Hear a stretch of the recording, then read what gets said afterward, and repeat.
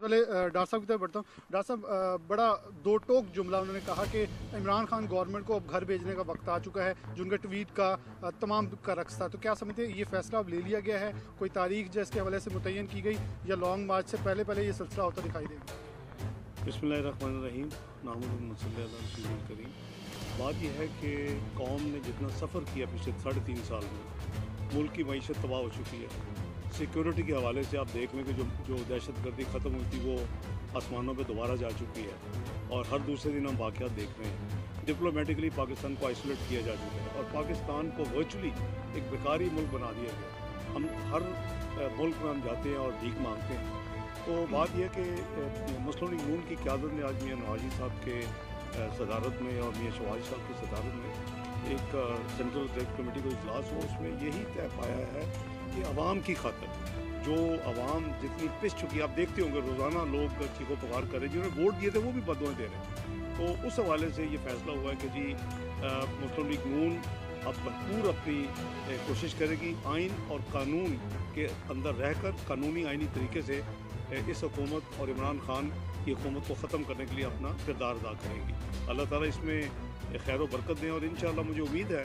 कि इस वक्त जो सेंटीमेंट्स हैं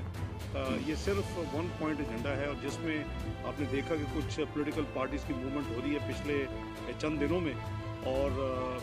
डिफरेंसेस होते हैं, हर पार्टी का अपना अपना एजेंडा होता है, अपने अपने मैनिफेस्टो पे इलेक्शन लड़ते हैं। लेकिन इस वक्त जो ज़रूरत है मुल्क की, वो है वन पॉइंट एजेंडा, कि इस हुकूमत ने मुल्क की जो तबाही और बर्बादी कर दी है, इससे जल्दी से जल्दी आइनी और कानूनी तरीके से छुटकारा किया जाए। उसके लिए हम पूरी कोशिश करेंगे इंशाअल्लाह। मियां नवाज़ साहब ने पार्टी को हदायत कर दी है, सदर मुस्लिम लीग को हदायत कर दी है कि जो उनकी मीटिंग आसिफ जरदारी साहब से हुई है, उसके हवाले से वो मौलाना फजल रहमान साहब को, PDM के दूसरे जो सरबराहान हैं, उनको अपना कॉन्फिडेंस में लें, उनसे शेयर करें, और फिर PDM के इजलास के लिए आज हमारा CEC का था, PDM का इजलास बुलवाया जाए, और PDM के इजलास में उस फोरम से एक मुतफ़िक़ा फ़ैसला किया जाए कि हम अब वे फॉरवर्ड कैसे इस हुकूमत को कैसे अपना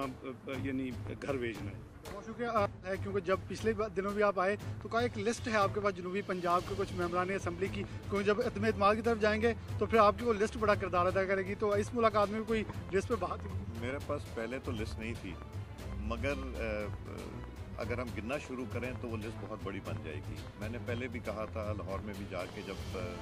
एक फंक्शन पे वो ख्वाजा साद रफीक साहब के वालिद साहब की बरसी के मौके पे जो मैंने कहा था, हमसे राब्ते में तो बहुत से दोस्त हैं, और मैं बताऊं ये वो पॉलिटिकल वर्कर्स हैं जिन लोगों को तकलीफ़ है कि पाकिस्तान में क्या हो रहा है, जो इस गवर्नमेंट की